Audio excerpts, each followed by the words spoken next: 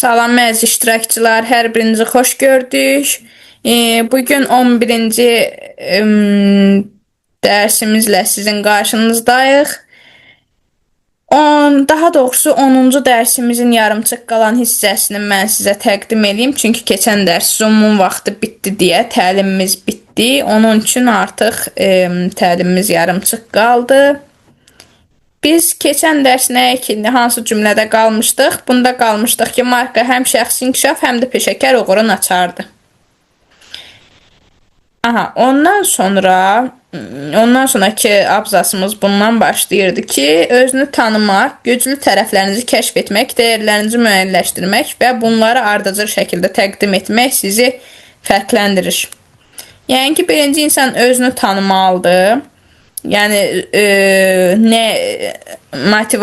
potensialı nədir, psixoloji baxımdan nə qədər dözümlüdür, iradəsi güclüdürmü, zəifdirmi, nələr istəyir və yaxud təqdim eləyəcəyi şeylər nələrdir, zəif tərəfləri, güclü tərəfləri, hər şeyi bilməlidir. Özü haqqında özünü tanımalıdır, özü haqqında hər şeyi bilməlidir ki, güclü və zəif tərəflərini kəşf etməlidir ki, ondan sonra insanların da auditoriyanın da güclü və zəif tərəflərini bilsin, qarşı tərəfdəki insanı tanısın. Və siz öz dəyərlərinizi bilin ki, öz sərhədlərinizi, öz barajlarınızı bilin ki, qarşınızdakı insandan necə davranmaq olduğunu, necə hədd qoymaq lazımdır araya, onları biləsiniz. Ondan sonra bunları ardıcıl şəkildə təqdim edin və o da sizi fərqləndirəcək. Yəni ki, hər gün siz özünüzü tanımaqla bağlı bir sual verməlisiniz, özünüzə güclü və zəif tərəflərinizi bilməkdən ötürü özünüzə bir sual verməlisiniz, dəyərlərinizi müəyyənləşdirmək üçün hər gün işə başlamadan əvvəl, paylaşıma başlamadan əvvəl, həmin obyektə getmədən əvvəl, təlim keçmədən əvvəl bu üç şeyi, bir dəqiqə dondu. Üç şeyi etməlisiniz. Özünüzü tanınmaqla bağlı bir sual verməlisiniz. Güclü və zəif tərəflərinizi bilmək üçün, kəşf etmək üçün bir sual verməlisiniz. Özünüzə sual və cavab almalısınız. Dəyərlərinizi də müəyyənləşdirməkdən ötürü yenə də bir sual cavab etməlisiniz özünüzlə bağlı. Və ardıcıl şəkildə etməlisiniz bunları. Ondan sonra marka olmaq həm də etibarlı və davamlı olmaq deməkdir. İnsanlar sizin markanıza etibar etdikdə sizi həm dost, həm lider, həm də etibarlı bir mənbə kimi qəbul edirlər. Keçən dərs mən bunu demişdim. Yəni ki, etibarlı olmaq nə deməkdir? Keçən dərsimizdə izah etmişdim.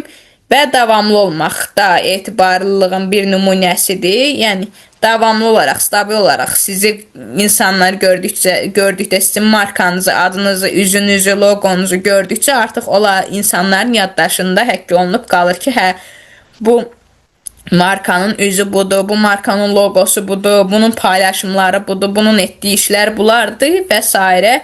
sizi tanıyıb kəşf eləyəcəklər. Ondan sonra mən həm də bayaq dedim ki, biri var biznes, biri var obyekt, biri də var marka. Obyekt sadəcə məhsulları gətirir, ora yığır, belə Lori dillə izah eləsin. O həmin əşyaları, məşğul olduğu biznesin əşyalarını gətirir, qoyur, sadəcə satışla və qazandığı maddiyyatla, gəlirlə maraqlanır. Amma bizneslə məşğul olmaq odur ki, gətirir əşyaları ora qoyur, satışdan gəlir əldə eləyir, sonra ödənişlərini eləyir, çıxdısı, gəldisə hamısını hesablayır, neçə faiz qaldı, neçə faizin verdi, onları hesablayır və ondan sonra da neçə nəfər mağazaya gəldi, ödənişdən, gəlirlərdən əlavə neçə nəfər gəldi, kimlər gəldi, onları artıq, məsələn, xanımlarımı daha çox seçdi onu, yoxsa bəylərimi seçdi, onu artıq bizneslə məşğul olan insan maraqlanır. Obyektlə məşğul olan təkcə oranı işlədir. Biznes otağın içi ilə maraqlanır. Amma marka o seçim insanlar nəyi seçirsə, kimi seçirsə, o insanların niyə seçdiyinə maraqlanır. Məsəl üçün, xanımlardırmı, yaşları nədir, cinsiyyətləri xanımdırmı, bəydirmi, uşaqdırmı, böyükdürmü, onlarla maraqlanır. Tələbədirmi, yoxsa müəllimdirmi, yoxsa hansısa bir ixtisas sahəsi ilə məşğuldurmu, yoxsa sadə heç bir ixtisas yox, sadə bir hansısa bizneslə mi məşğuldur, onlarla maraqlanmalıdır. Yəni markanın yaradıcısı o deməkdir. Və artıq markanın yaradıcısı bir lider sayılır. Və o lideri həmin insanlar həm onlarla maraqlanıb fikirlərini öyrəndiyi üçün həm dost kimi görür, həm etibarlı mənbə kimi görür, həm də ki lider kimi görür. Yəni belə deyim, öncü kimi. Siz o insanlara güvən verməlisiniz ki, sizi öncü kimi görsünlər, öndə gedən kimi. Ondan sonra marka olmaq yalnız bir mərhələ deyil, bir səyahətdir. Hər gün özünüzü inkişaf etdirmək, yeni bacarıqları öyrənmək, auditoriyanızla əlaqəni gücləndirmək və dəyərlərinizi paylaşmaq bu səyahətin bir hissəsidir. Yəni ki, marka olmaq təkcə işinizi paylaşmaq deyil. Yəni, necə deyim, bir logo düzəltdiniz, bir profil qoydunuz, bir ad yazdınız, hekayə yazdınız, bunlar deyil. Bu, yəni, necə deyim, xaricən görünən bir şeylər deyil. Daxilən də özünüzü tanımalısınız, güclü, zəif tərəflərinizi bilməlisiniz, yuxarıda dediklərimi. Ondan sonra auditoriyanızla hər saniyə əlaqə saxlamalısınız. Əlaqə saxlayanda öz dəyərlərinizi və sizə geri dönüş olunan dəyərləri paylaşmalısınız və bunu paylaşdıqca siz həm özünüzü tanıyırsınız, həm öz işlərinizi tanıyırsınız, həm də ki öz işlərinizdən gələn iştirakçıların, gələn insanların necə biriləri olduğunu bilirsiniz.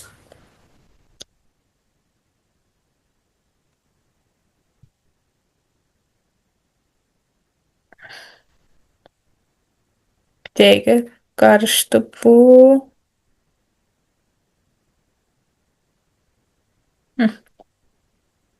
Aha, düzəltdim. Auditoriyanızı kəşf etmək üçün özünüzü birinci kəşf etməlisiniz. Özünüzü inkişaf etdirməlisiniz. Və marka olmağa aid bir digər qızıl qaydamız nədir? Marka olmaq sadəcə görünmək deyil, həm də iz qoymaqdır və dəyişiklik yaratmaqdır. Sizin hər bir uğurunuz, hər bir paylaşdığınız bilik və göstərdiyiniz dürüstlük markanızı daha da möhkəmləndirir. Yəni ki, bayaq da dedim onu ki, siz hər kəsin həyatında bir iz qoyursunuz, həyatına toxunursunuz. Yəni, həmin insanların, o auditoriyanızı müştəri deməyək, artıq marka yaratdıqda müştəri olmur, auditoriya olur, iştirakçılar, izləyicilər olur, seçicilər olur. Onların həyatına toxunursunuz və onların seçim etməyində psixoloji olaraq alt qatları ilə artıq siz o sorğu suallar vasitəsilə, o keçirdiyiniz anketlər sayəsində artıq siz o seçicilərin psixoloji olaraq alt qatlarını bilirsiniz ki, niyə sizi seçim eləyiblər, hansı əşyaları seçim eləyiblər, niyə seçiblər, onları artıq siz daha rahat biləcəksiniz. İndi bəziləriniz orada fikirlərinizi bildirə bilərsiniz ki, bəs bunun hamısı uzundur, hamısı çoxdur, mən bundan necə məşğul olum, necə maraqlanım. Mən ona görə bayaq 3 hissə sadaladım.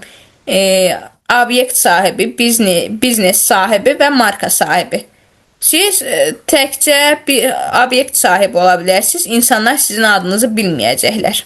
Yəni 99% insan bu mağaza kimə aiddir, bu iş kimə aiddir bilməyəcəklər. Sadəcə görəcəklər ki, hə, obyektdir, içində əşyaları var, satış var, alış var, gəlib alverin eləyib gedəcəklər. Amma biznes sahibi biləcək ki, hə, bu mağazanın sahibi və yaxud da bu obyektin sahibi kimdir? Biznes olanda. Bu biznesin sahibi kimdir? Bu malları kim gətirib? Bu əşyalarla kim məşğuldur? Bu tutalım, kursun sahibi kimdir? Onu biləcəklər, o biznesə aiddir. Amma markanın sahibi biləcəklər ki, hə, bunun yaradıcısı kimdir, nə vaxt yaranıb, niyə yaranıb və onlar da artıq sizin hekayələrinizi başqalarına danışıb daha çox müştəri cəlb edəcəklər. Yəni reallıq budur. Sən danışmalısan ki, insanlar da sənin danışdıqlarını başqalarına ötürsünlər. Ondan sonra 11-ci dərsimiz, yenə də deyirəm, bu indi keçdiyim hissə qısa hissə, bu 3 abzas. 4 abzas daha doğrusu 4 abzas 10-cu dərsimizin yarımçıq qalan hissəsi idi. 11-ci dərsimiz nədir? Rəqəmsal dövrdə marka olmaq. Aha. Bu da çox vacib qaydalardan biridir. Bugün dünya tamamilə dəyişib. Əvvəllər insanlar marka yaratmaq üçün yalnız real mühitə, üzbəüz ünsiyyətə və fiziki təqdimata güvənirdilər. İndi isə hər bir fərd qlobal səhnəyə çıxara bilər və bir aləm var, rəqəmsəl dünyadır bunda adı. Yəni ki, insanlar əvvəl seminarlar təşkil eləyirdi, təlimlər keçirirdi və o işini tanıtmaq üçün dosta, tanışa o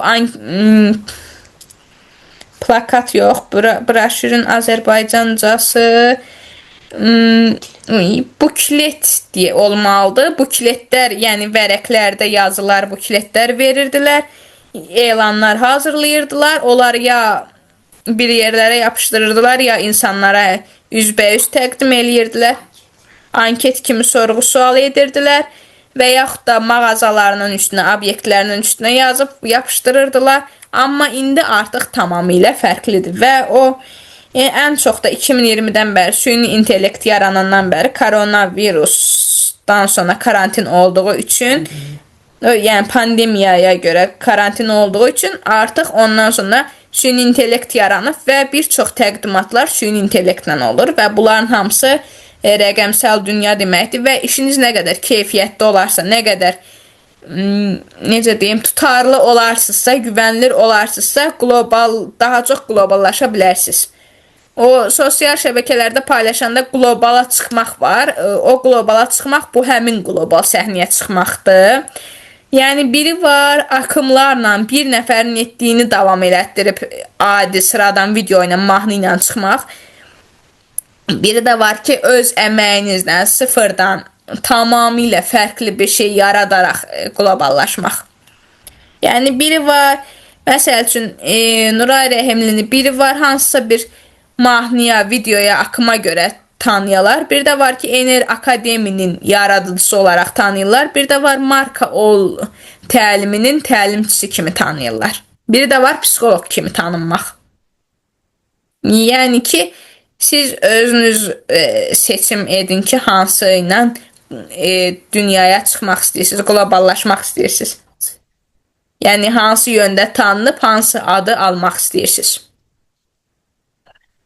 Yəni bu seçimi sizə buraxıram və artıq indi ünsiyyət, üzbəüz tanıtım üçün, yəni markanızı tanıtmaq üçün üzbəüz ünsiyyətdən və fiziki təqdimatdan daha çox, real mühitdən də daha çox rəqəmsal olmaq lazımdır. Və onun üçün nə etmək lazımdır? İnternet və sosial mediadan istifadə etmək lazımdır. Yəni və çevrə də lazımdır insanlara. Çünki o sosial medianı yaradıb dəstəkçi olmaq üçün çevrəni də tanıtmağı mühümdür. Ondan sonra bu sosial media və internet nə deməkdir? Hər kəs güclü bir platforma təqdim edir. Kiçik sahibkarlar böyük korporasiyalarla eyni meydanda görünə bilir. Fərdi təlimçilər qlobal auditoriyaya çıxış əldə edir və yaratdığı məhsul və hər yaratdığı bir məhsul, hər paylaşım dünya miqyasında diqqət çəkə bilir. Yəni ki, bizim bu təlimimizi, özümdən yenə götürün, bizim bu təlimimizi Türkiyədən izləyənlər var, Özbəkistandan izləyənlər var, ondan sonra digər rayonlardan, bölgələrdən izləyənlər var. Sonra səhv eləmirəmsə, daha xarici, Amerikadan, Rusiyadan səhv etmirəmsə izləyənlər var. Ondan sonra və fərqli-fərqli bölgədən, ərazilərdən izləyənlər var, ölkələrdən izləyənlər var. Ona görə yəni tam ölkə adları da çəkmək istəmirəm, amma bəzi ərazilərdən var.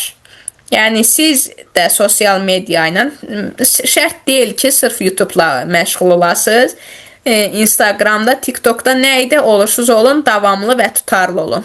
Və güvən qırılmasın, o auditoriya ilə aranızdakı güvən qırılmasın.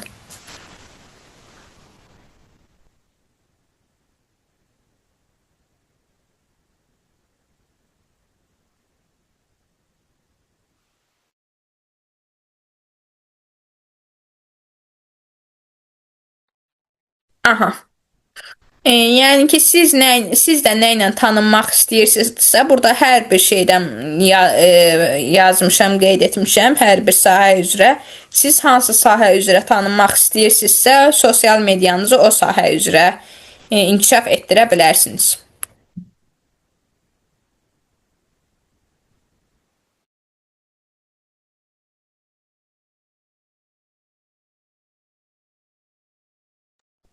Aha. Ay. Amma burada həm də böyük bir məsuliyyət var. Çünki rəqəmsal aləm heç bir səhvi bağışlamır. Çünki orada qeyd olunur hər şey. Nə edirsinizsə hər şey qeyd olunur və insanlar sürətlə işıq hızı ilə hər şeyi görürlər. Bir paylaşım, bir söz, bir şəkil hamısı markanın imicinə təsir edir. Bu səbəbdən rəqəmsal dövrdə marka olmaq yalnız mən buradayam demək deyil, həm də görünmək və düzgün təqdim olunmaq deməkdir. Yəni ki, siz həm geyiminizlə, həm danışıq üslubunuzla, həm tərzinizlə, hərəkətinizlə, bədən dilinizlə, həm şəxsi inkişafınızla, həm necə deyim, mentorluq qabiliyyətinizlə, onların hər birini ayrı-ayrılıqda inkişaf etdirməklə, diqqət etməklə daha çox auditoriyaya yanaşmış olacaqsınız və markanız daha sürətli bir formada böyüyəcək.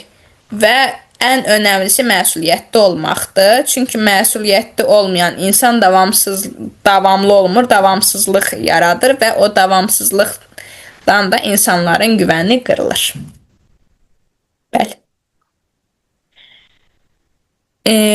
Ondan sonra rəqəmsal ilk təəssürat nə deməkdir? Yəni rəqəmsal dünyadakı insanlarla, auditoriya ilə ilk təəssüratınız necə olmalıdır? İnsanlar artıq ilk təəssüratlarını üzbəüz görüşdə formalaşdırmırlar. Onlar Google axtarışı, sosial media profili və onlayn rəylər vasitəsilə siz haqqında məlumat toplayırlar.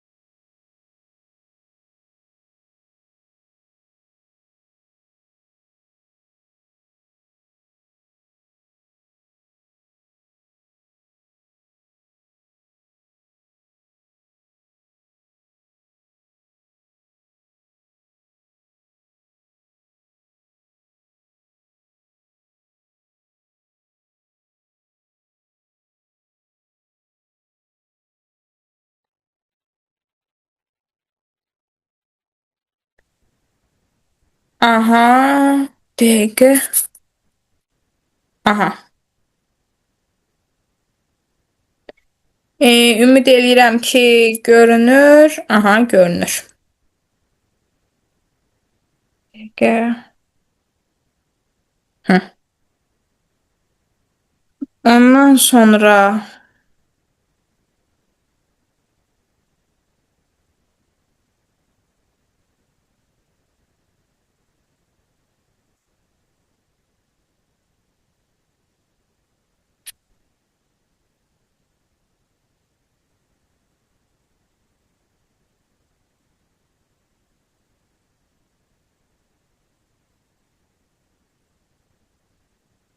hələ yerimi düzəldəmirəm. Hə, düzəltdim. Aha. Rəqəmsal ilk təəssürat. Yəni rəqəmsal dünyada ilk təəssürat necə olur? Bu əyani təəssüratla, yəni ənənəvi təəssüratla distant təəssürat ayrı olur. Ənənəvidə ilk görünüşdə geyim önəmli olur. Geyim, hərəkət, yəni bədən diliniz və danışıq üslubunuz, natiqliyiniz önəmli olur. Amma rəqəmsal dünyada, distant dünyada artıq sizin platformanız önəmli olur. Yəni orada paylaşımlarınızdır. Marka kimi demirəm, biznes sahibi kimi demirəm. Sadə, sıradan insanlar ilk növbədə paylaşımları ilə ilk təəssürat bağışlayırlar. Yəni necə bir insanlardır. Əgər sadəcə akımlar paylaşırsınızsa, sadəcə kopya bir şeylər paylaşırsınızsa, o ilk təəssürat onu yaradır ki, insanın özünə aid bir fikri yoxdur, insanın öz düşüncəsi yoxdur. Bunun psixologiyası odur ki, o insandan bu insandan kopyalayıb sadəcə məşhurlaşsın. Yəni belə düşünürlər və gələk indi marka olaraq ilk təəssüratı necə yaradırsınız və hardan yaradırsınız? Google axtarışlarında, yəni Chrome-da sosial media profili və onlayn rəylər vasitəsilə. Məsəl üçün bunlar nə deməkdir? Hər birini ayrı izah edeyim. Məsələn, Chrome-da yazanda Wikipedia sizin haqqınızda Wikipedia olmalıdır. Məlumatlar yazılan, düzdür. Bizim kursumuz barədə Wikipediada hələ məlumat yoxdur. Çünki onu mən Wikipediada hazırlaya bilmirəm deyə. Yəni hələ Wikipediada məlumatımız yoxdur.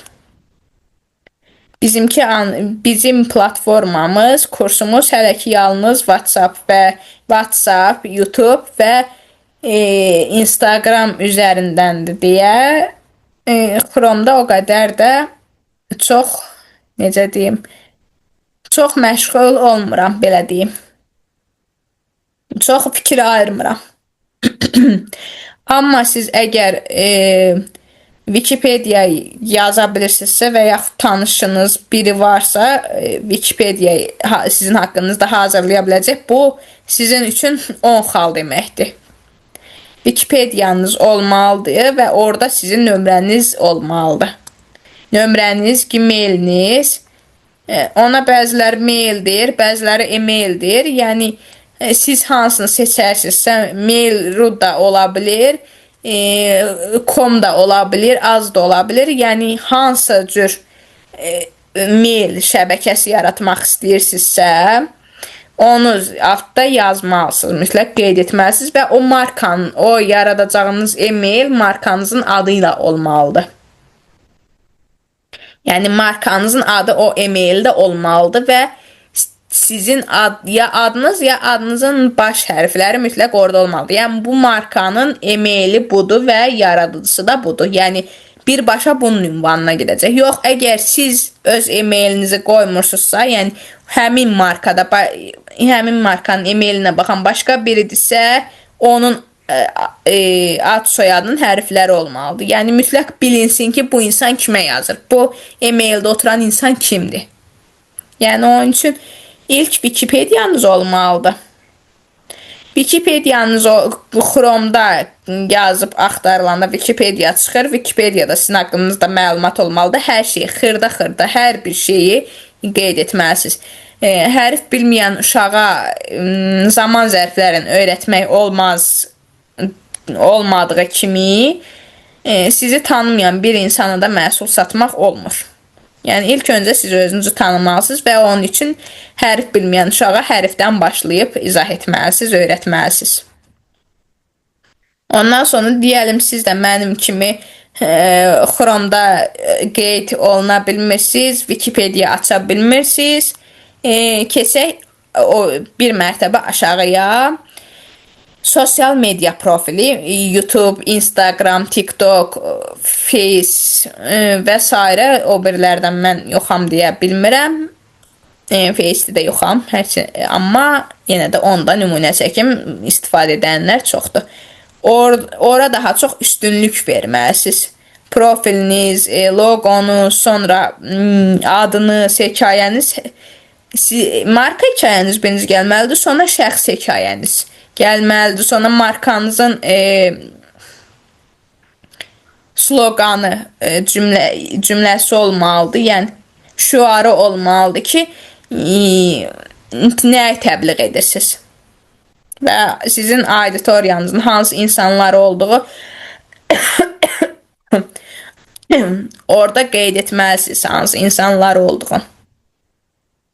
Yəni da ora açıq, aşkar yazmaq yox ki, mən ancaq 18-25 yaşlı xanım tələbələrə tədris edirəm, qeyd etmək olmur. Amma oradakı paylaşım cümlələri ilə artıq psixoloji olaraq siz onlara siqnalı ötürməlisiniz ki, burada ancaq tələbələrdir, burada ancaq hansısa ixtisas sahəsi üzrədir, ancaq xanımlardır və yaxud da ancaq 30 yaşa qədər ki xanımlardır. Yəni o mesajı mütləq ötürməlisiniz. Amma çox incə bir çizgi var orada ki, nə çox kobud olmamalıdır, nə də çox belə açıq-aşkar olmamalıdır.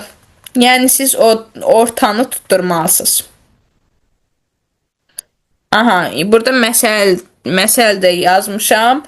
Məsəl üçün, bir şəxsi inkişaf təlimçisi olduğunuzu düşünərək, insanlar sizin adınızı eşidəndə ilk olaraq Instagram və yaxud LinkedIn profilinizə baxacaqlar. Mən keçən dərslərdə unutmuşam, bilmirəm, LinkedIn-i ətraflı izah etdim ya yox.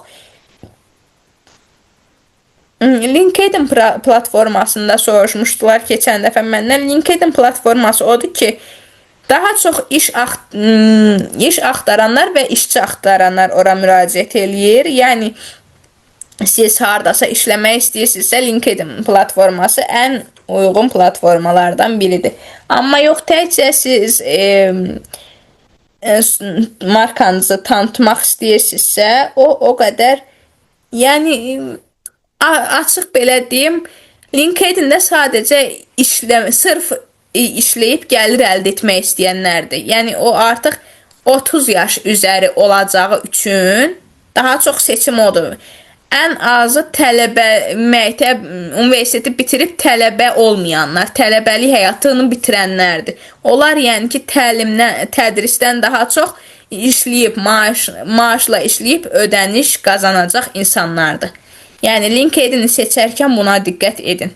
Orada məsəl üçün siz marka yaradacağınız zaman, markanızı ilk LinkedIn-də yaratsanız, onlar fikir düşünəcəklər ki, burada artıq işçi tələb olunduğu üçün markanı burada yaradır. Amma siz artıq işçi axtaran zaman, orada o LinkedIn-də o markanızı yarada bilərsiniz. Yəni, oradan sizdən alış-veriş etməyəcəklər. Sadəcə müraciət edib maaşlı iş istəyəcəklər. Və orada çox fəlsəfi düşüncələr yaza bilərsiniz. Yəni, ödənişsiz təlimlər təşkil edə bilərsiniz, ödənişsiz yazılar paylaşa bilərsiniz, sorğu-sual keçirdə bilərsiniz və orada ödənişsiz iş elanları paylaşa bilərsiniz. Özünüzdən olsun, başqa həmkarlarınızdan olsun, iş elanları paylaşa bilərsiniz. Yəni, LinkedIn-ə girəndə ancaq oradan siz və başqa insanlar LinkedIn-ə daxil olanda oradan ancaq maddi qazanc əldə etmək üçün daxil olurlar. Amma Instagramda yox. Instagramda markanızı yaratdığınız zaman oradan daha çox alış-veriş edəcəklər. Və insanlar ən çox LinkedIn-də o qədər çox insan olmadığı üçün, insan var, sadəcə oradan alış-veriş məqsədi ilə istifadə etmirlər. Amma Instagramdan tam tərsinə ancaq daha çox alış-veriş məqsədi ilə istifadə edirlər. Ondan sonra bayaq mənim izah etdiyim cümləyə gəldik, çıxdıq. Əgər orada qarışıq, məqsədsiz və ya ziddiyyətli paylaşımlar görsələr, sizə güvənməyəcəklər və güvənməyə çalışdıqca çətinlik çəkəcəklər. Lakin əgər profiliniz ardıcıl mesaj... yuxarıda bir mesaj yeri qaldı, izah etmədim. Onlayn rəylər nə deməkdir? Bunu izah etmədim. Çox üzr sayın. Onlayn rəylər o deməkdir ki, aşağıda yazılan yorumlardır, şərhlərdir, sonra o Chrome-da yazılan fikirlərdir, sonra ayrıca Chrome-un içində Wikipedia açıldığı zaman qeyd olunan rəylərdir. Yəni onlayn rəylər, onlayn fikirlər deməkdir. Sonra siz anketlər keçirdiyiniz zaman, sorğu-sual etdiyiniz zaman orada bildirilən fikirlərdir, onların hamısı onlayn rəylərdir. Və mənfi müsbət rəyləri var. Mənfi rəyləri yazanların daha çoxu da özləri bilmədən reklam edirlər. Yəni anti-reklamın özü də reklamdır. Yəqin ki, bunu eşitmisiniz. Yəni pisləməyə çalışan insanlar artıq sizin adınızı, markanızı daha çox deyib, daha çox insanlara yayırlar. Belə deyim. Yəni onlayn rəylərə bu ikisi varsa, bir dəqiqə mən onu belə göstərim. Bu ikisi varsa mütləq bunu da etməlisiniz. Amma daha çox insanda bu ikisi olduqdan sonra bu onlayn rəylər artıq öz-özlüyündən gəlir. Yəni siz heç nə etməsəz belə o artıq öz-özlüyündən sizin ünvanınıza yazılır. Ünvan deyəndə yəni sosial media ünvanı deyirəm. Ev adresi yox. LinkedIn seçimi dediyim. Ondan sonra güvənməkdə çətinlik yaşayacaqlar. Lakin əgər profiliniz ardıcıl mesajlar, yəni ki, ardıcıl mesaj dedikdə sizin markanızın mesajdır, sizə ünvanlanan mesajlardır, təklif və iradlardır, yorumlardır, hekayələrə verilən yanıtlardır, sizin insanlara verəcəyiniz verdiyiniz yanıtlardır və nə insanlara çatdırmaq istəyirsiniz, olardır. Onları screen edib paylaşmağınızdır. Ondan sonra faydalı məzmunlardır. Yəni ki, Instagramda belə çıxır, faydalı içəriklər ürət. Faydalı içərik ürəticisi ol. Yəni ki, bu faydalı məzmun yayımlamaqdır. Yəni insanların xeyrinə və yaxşıya doğru aparan. Yəni örnək alındıqda artıq insanların həyatına və psixologiyasına bir ziyan yetirməyən paylaşımlardır. Ondan sonra peşəkar üslubda doldurularsa, siz dərhal etibarlı və seçilən bir marka kimi görünəcəksiniz. Çünki insanlar da sizə həmin an güvənəcəklər və etibar yarandığı zaman, güvəndikləri zaman etibar yaranacaq və bu da o deməkdir ki, dərhal avtomatik olaraq sizi seçəcəklər. Və bu da həm də psixoloji bir məqamdır. Çünki insanlar, yenə də dediyim kimi, şuuraltı olaraq siz onlara mesaj ötürəcəksiniz ki, mən güvənilirəm, bunları etmişəm. Deməli, sən mənə uyğunsan və mənə uyğun olduğun üçün səni seçirəm. Keçən dərsimizdə izah etmişdim ki, sizlə ancaq eyni olan insanlar, yaxşı cəhətləri, müsbət cəhətləri götürəcəklər, mənfi olanları seçdikləri üçün artıq sizin müsbət paylaşımlarınız, müsbət markanız sizi seçməyəcəklər və hətta sizə ziyan verməyə çalışacaqlar, anti-reklam etməyə çalışacaqlar, bəzi yad fikirlər bildirəcəklər. Onun özü də, anti-reklamın özü də reklamdır. Bayaq dediyim kimi, təbii ki, sərhəd keçirilməsə, sınırlar aşılmazsa, belə deyim. Aha, bayaq dediyim, insan beyninin şüuraltı prosesi onu deyir ki, əgər bu insan burada ardıcıl və məqsəd yönlüdürsə, onun dediklərinə də güvənmək olar. Beləliklə, rəqəmsal dünyada ilk təəssürat həm görünüş, həm məzmun, həm də ardıcıllıq yaradır. Və məsəl üçün, ilk yaranan zaman 500 insan əldə etmək olmur. Yəni 500 auditoriya əldə etmək olmur. Hə, izləyici əlavə oluna bilər, izləyən bilərlər, hətta 2000 izləyici, 3000 izləyici, 5000 izləyici ola bilər. Yəni oradan əsas qazanc əldə etməkdir, gəlir əldə etməkdir və o insanlardan neçə nəfəri sizi seçməkdir. Biri var adi izləyici kimi ola, izləyici kimi hər səhifəniz xoşunuza gəlir. Biri var ki, marka kimi sizin seçilməyiniz. Marka kimi seçimi olunmaq da o deməkdir ki, geri dönüş nə qədər geri dönüş olur sizə.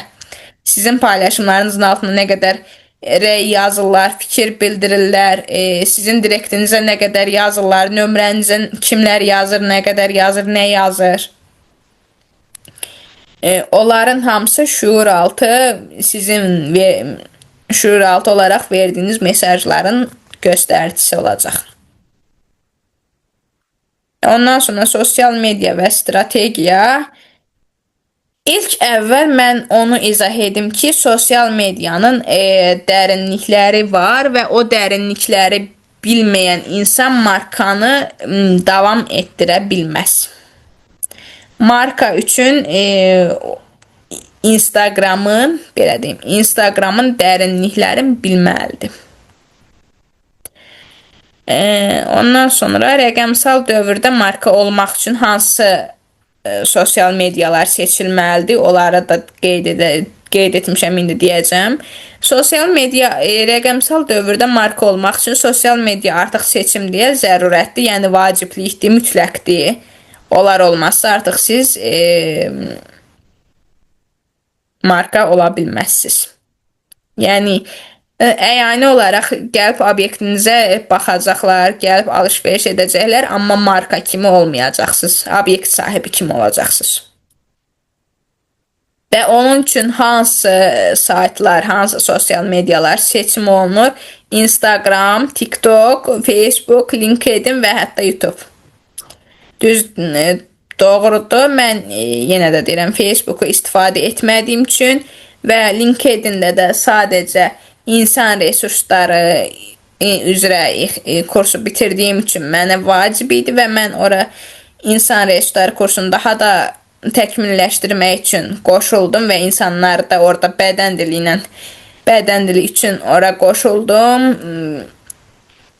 İnsanların orada işləyənlərin, işçi axtaranlar necə olmalıdır, nə etməlidir, onun üçün qoşuldum və orada LinkedIn-də yalnız gördüm ki, yəni mənim nəticələrim budur ki, orada ancaq işçi və iş axtaranlardır. Və bu saytların hər birində nə qədər aktiv olsanız, sizin üçün yəni fiziki necə izah edeyim indi bunu? Yəni real gəlir, real müştəri əldə etmək deməkdir, hər birində aktiv olsanız. Yəni bunda aktiv olsanız, qoyduğunuz pulun xərclədiyiniz ödənişin 2 qatını əldə edəcəksiniz. Instagramda nə qədər aktiv olsanız, TikTokda nə qədər aktiv olsanız 3 qatın, YouTube'da aktiv olsanız 4 qatın, Facebook, LinkedIn onları tam bilmədiyim üçün yəni nə qədər olduğunu faizlə deyə bilmirəm, amma var, orada da aktivlik çoxdur. Yəni onda ayrıca bir kütləsi var. İzləyici kütləsi var onların da, amma ən çox bu dəqiqə bu üçüdür. Instagram, TikTok və YouTube. Çünki insanlar ilk seçim olaraq bu üçünü seçirlər. Bu platformalar üzərində sadəcə var olmaq kifayət deyil. Bu platformalar üzərində sadəcə var olmaq kifayət deyil. Sizin məqsədiniz ardıcıl, məqsəd yönlü və dəyər verən paylaşımlar etməlidir.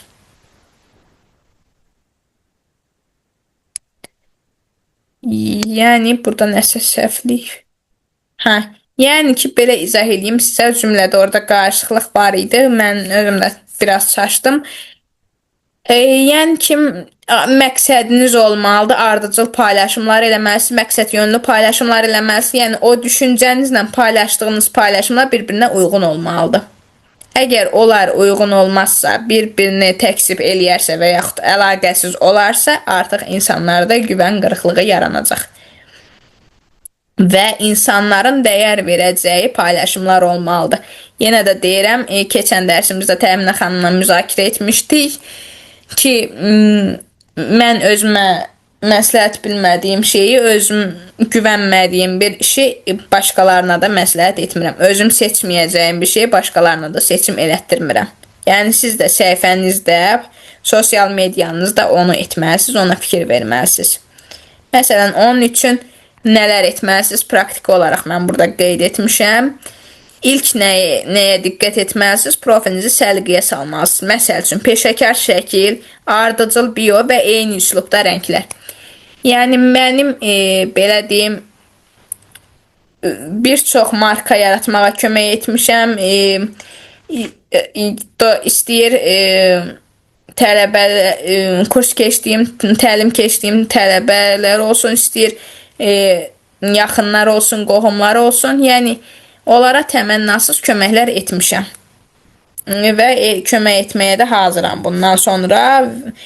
Və özümün də, belə deyim, aksesuar markam var. Anamla birlikdə yaratmışam onu. Və bu boyda sentyabrdan bəri əzimdən sonra 1000 izləyiciyə nail olmuşam. 1000 auditoriyamız var. Və o 1000 auditoriyadan da seçim edənlər daha çoxdur. Orada bəyəni, baxış daha çoxdur. Çünki sentyabrdan bəri qısa müddət olduğu üçün yalnız mən ancaq profil şəkli düzənləməkdir. Ondan sonra markanın adıdır, logodur, dizayndır, onları yaratmaqla məşğul olmuşam və onları insanlara tanıtmaqla məşğul idim. Çünki 6 ay qanunu var, 6 ay kuralı var, ona uymalıdır hər kəs, ona uyğun davranış olmalıdır. Məsəl üçün, mən Ener Akademini yaradanda 1 il sırf tanınmaqla, auditoriya yığmaq, kontakt yaratmaq, əlaqələr qurmaqla məşğul olmuşam. 1 il. 1 il təkcə ona ayırmışam. Məsəl üçün, təlim keçənlər burada bilir, qarşılıqlı linklər sayəsində mən tələbələr yığmışam, əlaqələr yaratmışam, sonra kursumu təqdim etmişəm. Yəni, onların sayəsində 1 il, 6 ay qanunuydu. Mən 1 il, biraz da uzadaraq 1 il etdim. Həm də ki, o vaxtı mən Markol təlimini almamışdım deyə bilmirdim bəzi qaydaları. Onun üçün məndə biraz çətin olmuşdu, amma sizin üçün daha hasatlaşdırdıq. Peşəkar şəkil seçməlisiniz. O daha çox loqonuz olmalıdır. Loqonuz və yaxud da adınız olmalıdır ki, insanlar sizin səhifəyə baxanda ondan onun uyğunluğunu bilsinlər. Ondan sonra ardıcıl biyonuz olmalıdır, sloqanınız olmalıdır. Biyonun içində nələr daxildir? Sloqanınız, şəxsi biznes hekayəniz şəxsi yox, markanızın hekayəsi olmalıdır. Nə vaxt yarandığı, necə yarandığı, niyə yarandığı, hansı auditoriya üçün olduğunu qısa sloqan şəkildə mesaj verilmə şəklində olmalıdır. Şüuraltı olaraq mesaj verməlisiniz. Onlar ardıcıl şəkildə bioya qeyd olunmalıdır. Qarışıq qətiyyən olmamalıdır. Ondan sonra və eyni üslubda rənglərdən seçib profil yaratmalısınız. Ondan sonra ikinci olaraq paylaşımlardır. Paylaşımlarda necə etməlisiniz, nə etməlisiniz? Səs tonunuzu müəyyən etməlisiniz. Yumşaq olmalıdır, motivasiya edici olmalıdır. Əzimli olmalıdır, özünə güvənən olmalıdır, insanlara güvən verən olmalıdır və seçici olmalıdır, yəni seçimi olunan olmalıdır. Bunların hamısı yumuşağın için, bunların hamısı rəsmin içində gedir. Enerjili olmalıdır. Yəni insanlar sizin səhifənizə baxanda, sizin videolarınızı dinlədikdə artıq yorulub yarıdan çıxmasınlar. Diqqətlərini çəksinlər və sizin səsiniz onlara ilham versin, enerji versin ki, sizin videolarınızı daha çox izləsinlər sırf səsinizə və səsinizə görə. Səsinizə və danışdıqlarınıza görə. Və hər paylaşımınız bu səs tonuna uyğun olmalıdır. Nə çox yüksəkdən danışmaq, nə çox yavaş danışmaq, ortanı tutturmaq mütləqdir. Ondan sonra məzmun planı hazırlamalısınız. İlk dərsdə də izah etdiyim kimi məzmun planları hazırlamalısınız ki, həftəlik və aylıq paylaşım planını yaradın, ardıcıl və faydalı paylaşımlarına izləyicilərinizi bilik və ilhamlarla təmin edin. Yəni ki, məsəl üçün bugün ayın 6-sından 12-sinə qədər nəyləri paylaşmalı olduqlarınızı qeyd edirsiniz.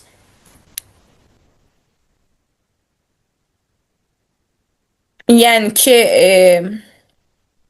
orada qeyd edirsiniz ki, hansı filan gündən filan günə qədər nəyləri paylaşacaqsınız, saatları paylaşacaqsınız. Mən burada ayın tarixini demək istəmirəm, çünki buna aktual olaraq hər zaman baxılacağı üçün 2026-da, 27-də, 28-də baxılacağı üçün artıq mən burada tarix deyib izləyicilər fikrini yayındırmaq istəmirəm.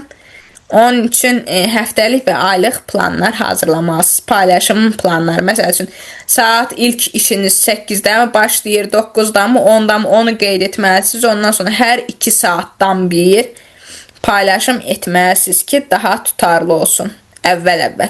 Ondan sonra hər 1 saatdan biri ola bilər. Sonra hər yarım saatdan biri ola bilər. 1 saatın içində 5 paylaşım da ola bilər, 10 paylaşım da ola bilər.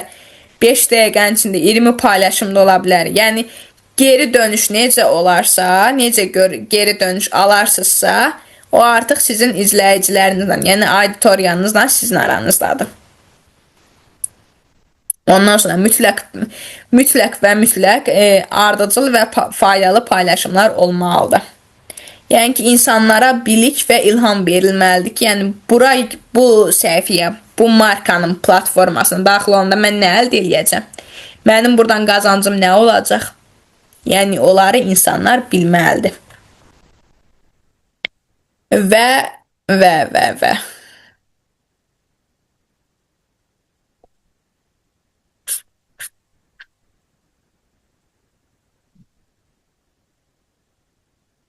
Aha, və mən PDF-ə baxırdım ki, nə qədərimiz qalıb. Və məzmun planı hazırlamaq dedim və emosional bağ yaratmalısınız ki, insanlar sizi seçəndə niyə seçdiklərini bilsinlər. Paylaşımlarınız sadəcə məlumat verməsin, insanlara hiss etdirmək, onları düşündürmək və motivasiya etmək məqsədi daşısın. Yəni, insanlara şuuraltı olaraq müsbət mesajlar ötürməlidir.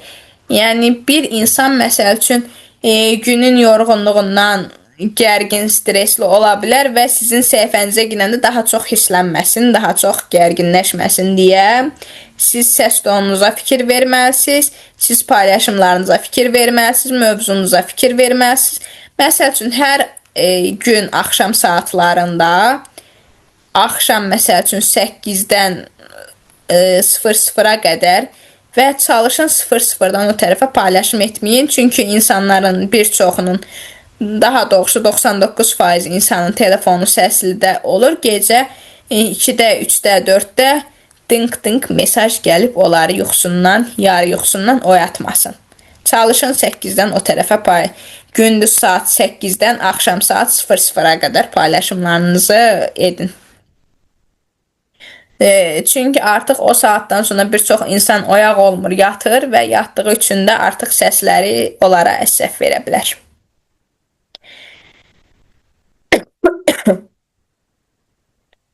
Ondan sonra axşam saatlarında 20-dən sonra 20-dən 00-a qədər motivasiya edici suallar qoya bilərsiniz, mövzular yarada bilərsiniz, video canlı yayın aça bilərsiniz Instagramda və yaxud videolar çəkərək onca insanların rəy yazmağını istəyə bilərsiniz. Yəni bir psixoloq kimi ixtisasınız nə olur olsun, hansı sahəniz olur olsun, markanız nə üzrə olur olsun, bir psixoloq kimi siz insanlara məsləhət vermə, daha doğrusu üzrü hesab edin, məsləhət vermək yox, insanların fikirlərini öyrənmək və onlarla məlumatları paylaşmalısınız. Motivasiya edici məlumatlar verib və insanların gün ərzində olan məsələləri ilə maraqlanmalısınız. Belə izah edeyim. Ondan sonra reaksiya və ünsiyyət. Bu da çox önəmli qaydalardandır. İzləyicilərinizin şərhlərinə cavab verin, suallarını cavablandırın. Onlara sadəcə auditoriya kimi yox, icma kimi qəbul edin. Yəni ki, izləyiciləri sadəcə orada takipçi sayı kimi görməyin. İzləyicilərin yorum yazdıqca, rəy bildirdikcə, onlara ya mənfi olduqda mənfiyə, müsbət olduqda müsbətə reaksiya verin və orada fikirlərinizi bildirin. Razısınızsa tam razıyam, xoşunuza gəldisə bu fikir mənim çox xoşuma gəldi. Xoşunuza gəlmədisə bu rəyinizi dəyərləndirəcəm. Biraz kobud yazdıqda xahiş edirik. Bura ictimai auditoriyadır. Burada danışığımıza biraz çəki düzən verək kimi fikirlər yazaraq o insanların artıq sizin yazdıqlarınız xoşlarına gələcək və artıq düşünəcəklər ki, hə bu artıq mənim fikirlərimə önəm verir, fikirlərimi insanların içində səsləndirirsə və orada cavab yazırsa artıq mən dediklərimə diqqət etməliyəm. Və onun üçün ilk iş yazılan rəyləri, yorumları qeydə almalısınız və öz not dəftərinizdə qeyd etməlisiniz. Mütləq və mütləq olan bir şeydir. Bayaq dediyim kimi həm distant sizi ziyarət edənlər, sizi seçənlərin şərhlərini qeyd etməlisiniz, fikirlərini, təklif və iradlarını yazmalısınız. Həm yəni keçmiş üsulla sizə ziyarət edənləri qeyd etməlisiniz. Yəni bu addımlar nə üçündür? Bu addımlar yalnız görünməyiniz üçün deyil. Yalnız görünmək üçün deyil. Həm də etibar qazanmaq və uzun müddətli marka yaranmaq üçün lazımdır. Yəni siz insanlara, sizi seçən auditoriyaya önəm versəniz, onları ailənizdən, dostlarınızdan hesab etsəniz, onlar da artıq sizi uzun müddətli izləyəcək və biləcəksiniz ki, daimi müştəri, daimi seçicilər var. Məsələn, 200-300 nəfər, 500 nəfər sizin daimi seçiciniz var.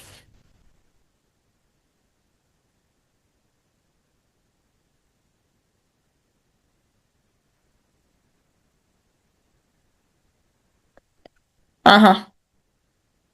Deyəsən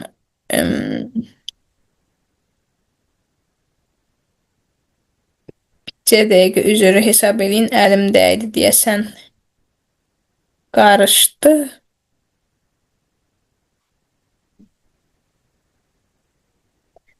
Mən görünürəm, bilmirəm artıq. Yox, bura qədər mən gördünüz, bəsdir. Aha. Yəni məsəl üçün 200, 200, 300, 500 insan artıq sizi seçirsə, markanızın heç kim bundan sonra Allah uzaq eləsin sizi seçməsə belə o 500 nəfər nağd var. Yəni bilirsiniz ki, hə, daimi seçicilərim, daimi insanlarım, ailəm kimi burada varlar. Yəni bu insanlar artıq sizin markanızın sonuna qədər sizlə davam edəcəklər. Hətta o markanızı ləğv edib yeni marka yaratsanız belə artıq o insanlar sizlə sonsuza qədər deməyək, bəlli bir müddət sizlə olacaqlar. Ta ki siz orada bir güvənsizlik yaradana qədər. Ondan sonra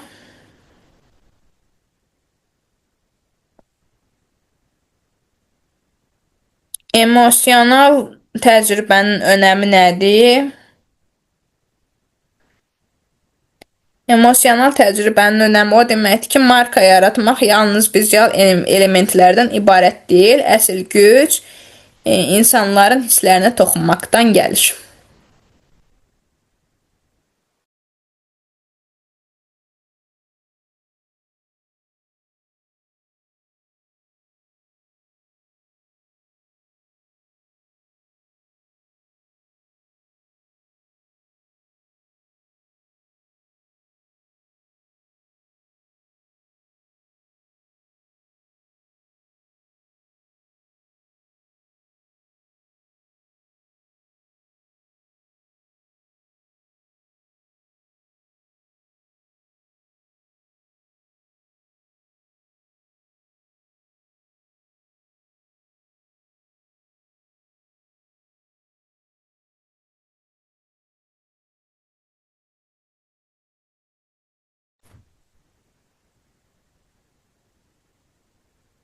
Aha, əziz iştirakçılar, üzürlü hesab eləyin.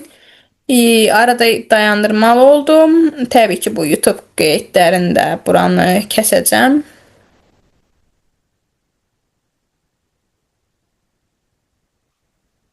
Aha. Yəni ki, insanların həyatlarına toxunmaq üçün, insanlarda müsbət iz buraxmaq üçün hisslərinə, müsbət hisslər bağışlaması, müsbət təsir göstərməlisiniz. Və araşdırmalara da biraz statistik olaraq araşdırmalara da nəzər salaq.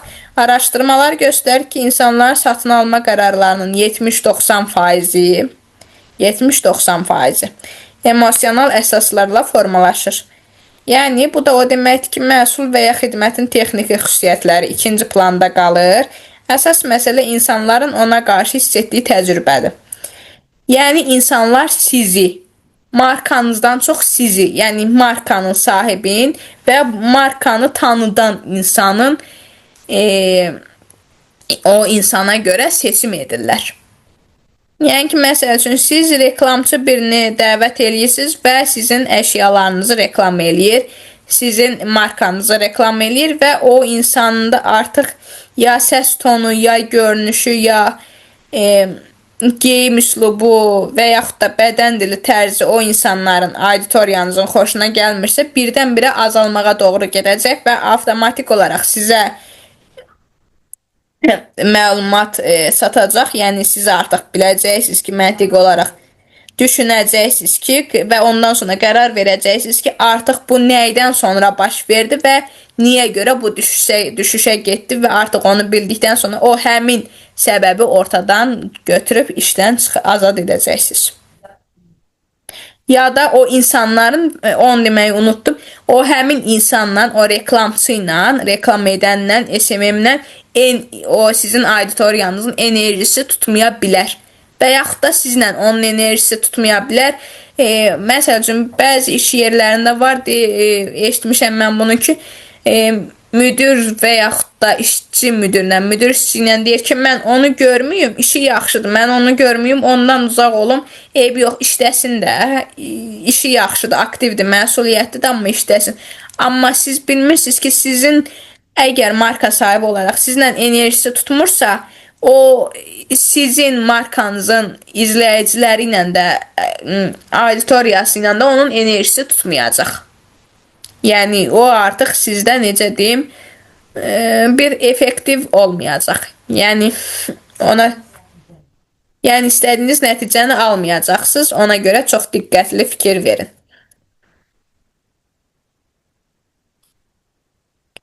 Aha, burada da bir nümunə göstərmişəm. Məsələn, bir kafe düşünün.